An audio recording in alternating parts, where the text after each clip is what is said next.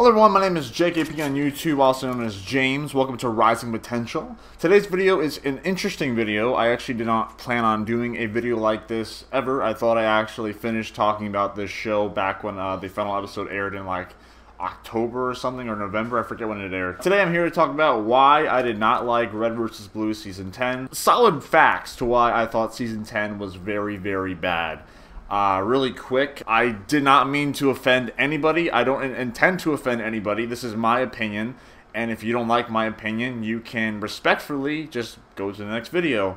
The reason why I'm kind of shocked that I'm doing a video like this is because I got so much hate on my reviews of Season 10 in like the final episodes. So much just disgusting hate, and I was really thrown off by that, you know? Like, here's a guy who likes Red vs. Blue. I see Season 10. I don't like Season 10. And the fan base, instead of saying, okay, you know, I don't agree with you, but you have your own opinion and that's fine. Or are they going to say, you know what, I do agree with certain things about you, but others I don't. But I'm going to be a cool guy and not an asshole, and I'm going to respect you. What happens? I get comment after comment after comment of just the most vulgar things ever, saying I'm a piece of shit, you're jealous, fuck you, Season 10 for life, bitch. And I know it's the internet, but I mean, are you serious? Like, this is the Red vs. Blue fan base telling me that I'm full of shit. Like, what does that tell you about the Red vs. Blue fan base? That they can't take criticism? Don't get me wrong, some people were very respectful in those comments. They're like, yeah, James, you know what? I agree with you, or I don't agree with you, that's cool, whatever. But other people were just like, you're a fucking faggot, fuck you, oh, you're just jealous. Some idiot told me that I'm jealous because the series is so popular. If I made that season, I would be embarrassed. I'm going to say why I did not like Season 10 of Red vs. Blue. There are 4 main reasons why I thought Season 10 was bad. 2 are more important than others, but I don't know how long this video is going to be, but I'll try my hardest to, you know, speed it up. So let's get started. So the first reason why I did not like Red vs. Blue Season 10 was because of the development or the journey of Maine becoming the meta. Don't get me wrong, they did show, well, I can't really say that they showed how he became the meta. They vaguely implied it. I thought that they were going to have numerous episodes explaining the development, the journey, you know, the hardcore Sigma in Maine's head, driving him nuts, him doing psychological things, him being crazy and all. And what do? They vaguely, and sometimes for like 2 seconds in an episode, look at Meta, and he's like scratching his blade, he's scratching his head. And they do imply it, but they never, ever, ever go in depth on it. They just expect the audience to go, well, this AI is bad. He goes into this guy's head, messes him up a bit, and that's what happens. That's a terrible story. If that's what we're supposed to expect from Maine's transformation, oh, Sigma just goes into his head, and he just, you know, moves a few things around, and that's how he becomes the meta. That is just such a cop-out. Like, did they really run out of ideas on how to develop this? I mean, I wouldn't be surprised because nothing happens in Season 10 until the final, like, couple episodes, and that's rushed in, like, 10 minutes. So, I really didn't like Maine's development. They don't go in depth at all. They just pretty much say Sigma enters Maine's head, does a few things, and that's it. There was no development on that, barely. And at the very end, we don't even see Maine become the meta. We don't see him, like, his mind shuts down and then he becomes the meta. In one episode he's Maine, and then in the next episode he's the meta. We don't even see him turning into the meta. What the hell? The second issue why I thought Season 10 was bad was because of Elijah Wood as Sigma. First off, he did a great job as Sigma. The issue is, where the hell was Sigma in Season 10? Rooster Teeth said that Sigma was going to be the main villain, but he's barely in the season. I don't give a shit if you have a person who's very famous voice acting him, or someone who's not famous voice acting him. When you have a main villain in a season, he needs to be a main character. And when he's barely in the season, and literally does nothing. His only role was really with Maine in the meta, and as you know, that was barely established. He also wanted to steal the AIs, but again, he's barely in this season. He's like in 3, maybe 5 episodes. Maybe he's in 6, but he's barely in the season. He's not a main villain. He's a minor character. The third issue I had with Season 10 was character development. And I guess I can also include the fourth reason, which was story progression. When you have character development and story progression as an issue, that should automatically be a red flag. So let's go through the characters for character development. I really want to focus on the main characters, so the reds and blues. So we got Sarge, Griff, Simmons. I guess you can count Donut and Lopez. And then for the blue team, we got Tucker and Caboose. Obviously, Agent Washington and Church have gotten massive character development, but everyone else in that team, like I said, the Reds and the other Blues, have gotten literally nothing. And here we are on the 10th season of Red vs. Blue, and almost every single character has acted the same exact way as they did in episode 1. Red vs. Blue has been going on for, what, 10 years now? There's been no character development at all, if any. And to me at least, when these characters have been the same way as they have been for the past 10 years, that's incredibly boring. Now, don't get me wrong, one of the things I did like about Season 10 before it got completely dumped in the end was Tucker.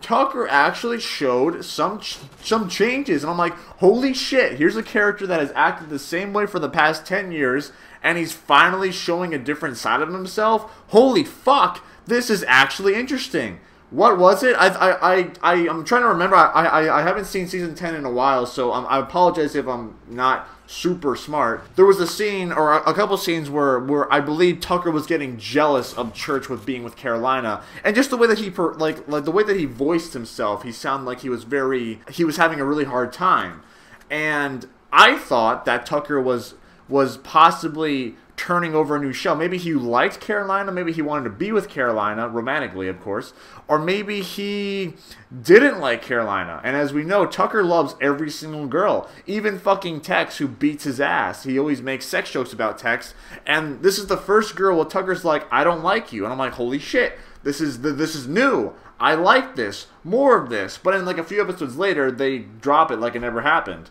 Like I said, Church got development, you know, Washington got development. And then we have characters like Sarge, Griff, Simmons, Donut, Lopez, and Caboose. And yes, there's been little changes where Sarge starts to like Griff a little bit more in the Recollected trilogy. But I think that's all I can really think of, honestly. Griff's still a fucking asshole. Donut is still himself. Lopez is a robot, so I guess you really can't change that. Caboose is the comic relief. By the way, like I said, this is the 10th season. Everything about the characters have pretty much been the same, minus, you know, Church and a few other characters like Washington. Caboose, to me, is not funny. There might be a few episodes where I go, but most of the time I'm just thinking to myself, get off the screen, I want to see something else, because it's the same thing. This is my biggest issue with Season 10. It's the same shit. It's this. You can watch Season 1 of Red vs. Blue, and it would be the same thing as Season 10. Same thing. In terms of development of characters, nothing. Nothing. And it's mind-boggling to me that no one in the community is just wanting them to change. Maybe it's a minority, but I like Red vs. Blue. But what the fuck, Rooster Teeth? Why are you keeping them the same person? Change it up. It's boring, man. I mean, I'm not in their shoes. Maybe it's a lot harder to change characters in the 10th season. Maybe it's harder to make Red vs. Blue than I think it is. But from my perspective, at least, I think it would be incredibly interesting, and it would definitely, like, probably boom the sales of Red vs. Blue if the characters changed. Maybe Tucker stops doing sex jokes. Maybe he becomes something else. Maybe he becomes more serious. I know Red vs. Blue is a comedy, but I mean, you have so much potential with these characters to make them do different things. You have so much potential to use, and you're not doing anything with it, and it really just crushes my soul. I feel like you're just wasting a perfect opportunity. My last issue with Season 10 is story progression.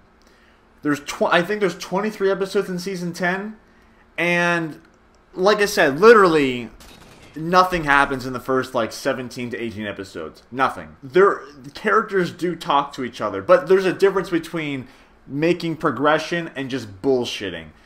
The Reds and Blues, when they're just talking, like when Carolina's looking for the director, they go to like numerous places. Okay, that's progression of story, but it takes like 3 episodes for them to go to a place, and when they get to a place, nothing's there, so it's a wasted opportunity. And they've done that like 3 times in the season. And while they're looking from place to place, they're stuck in these areas and they're just talking to each other.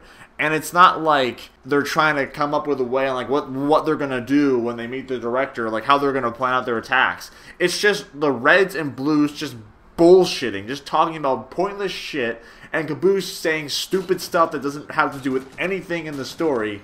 And like I said, it's a wasted opportunity. There are so many episodes in Season 10, but I felt like Season 10 is a story. Okay, Season 10 has it has a story. Seasons 1 through 5 was about comedy. Yes, there was, I guess, a little crazy story, but it was a lot more comedy. Season 6, 7, and 8 had a humongous story. I loved it. And Season 9 and 10, I assume, has a story because it's about the freelancers and their story and meta and all that stuff. That's a big plot. And when you have episodes where the characters don't do anything to contribute to the plot at all, they don't change, there's nothing happening except just stupid, pointless talking, that's terrible progression. Actually, that's not terrible, that's not progression. That's not story. That means nothing happens. Season 10, most of Season 10 is in limbo. Nothing happens. It's like fucking Inception. Inception's a great movie. I just meant limbo by, you know, they're in nothing, essentially. Another thing. Carolina is the director's daughter. And that's why, in the end, she doesn't kill the director, even though throughout all the other episodes, she wanted to kill the director. But in the end, she does a 180. And she does a 180. She does. Because there's nowhere in Season 10 where we know that Carolina is the daughter of the director. Nowhere does it say. Nowhere. People said, oh, the reason why they don't show the director's eyes is because it's the same eye color as Carolina. How the hell am I supposed to know that? Like, I don't get that from not seeing his face. When I was watching Season 10, I wasn't thinking, oh, they're not showing his face because it's the same eye color as Carolina, therefore they're related. I didn't, that was the last thing I would ever think of. But maybe I'm just fucking retarded, so I don't know. Another thing, Washington. He gets the Epsilon AI implanted into his head. This is where he becomes super serious, because in the Recollection trilogy, Season 6, 7, and 8, Washington is a badass. He's freaking awesome, and I wanted to see him go from that comedic character he was in like Season 9 and 10 to that badass, because I really wanted to see that. Do we get to see that progression? Drumroll? We do not. What? Because after he gets it taken out, he literally goes back to his comedic self, and they throw out that idea like it never happened. I feel like Rooster Teeth is playing it safe. Literally, because they have so many ideas in Season 10 that they incredibly hint at, or at least we think's gonna happen because it already happened in the future. This is a prequel. And they don't address them. And they just say, well, it happened, so we're just going to let the fans figure it out. That's a terrible move. There's probably a few other things that I missed, but from what I can remember, those are pretty much my overall thoughts on why I did not like Red vs. Blue Season 10. I hope this video was informative. I hope you understand where I'm coming from, and I hope you can possibly respect my decision. If you agree with me, cool, and if you don't, that's perfectly fine. Again, this is my opinion. My name is James. This is Rising Potential. I'm also known as JKP on YouTube. Thank you for watching. I hope you enjoyed this video. Hope this cleared a few things up. And stay tuned for a future video where I discuss what I think Red vs. Blue needs to essentially survive. I don't know if I'm going to watch Season 11 because Season 10 left a really bad taste in my mouth, but I'll let everyone know, and I might do reviews on Season 11. That's all for now. Peace out, guys.